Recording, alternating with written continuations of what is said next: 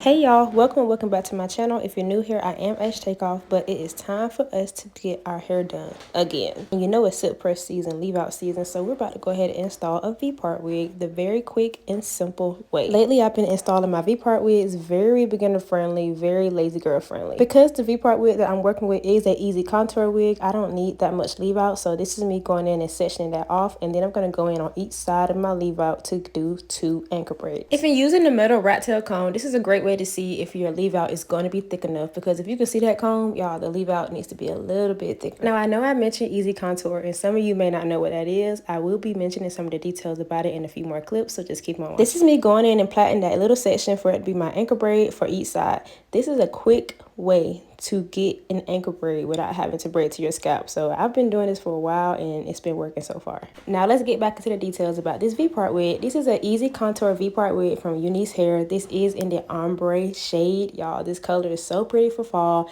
This is what makes it easy contour. It does have a more seamless look at the start, and this adjustable drawstring in the back helps it to contour to your head, so we're not having no gap in the back, y'all. At this point, I am going to be literally putting the wig on my head. It's as simple as 1, 2, 3. If you are someone who has not tried a V-part wig yet, what are you waiting on?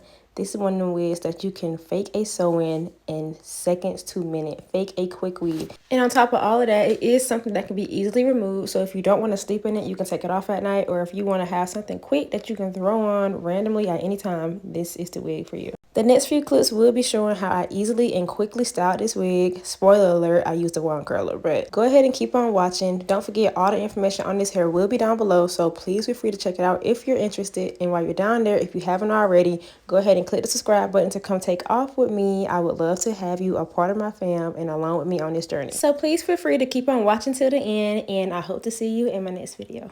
Bye, y'all.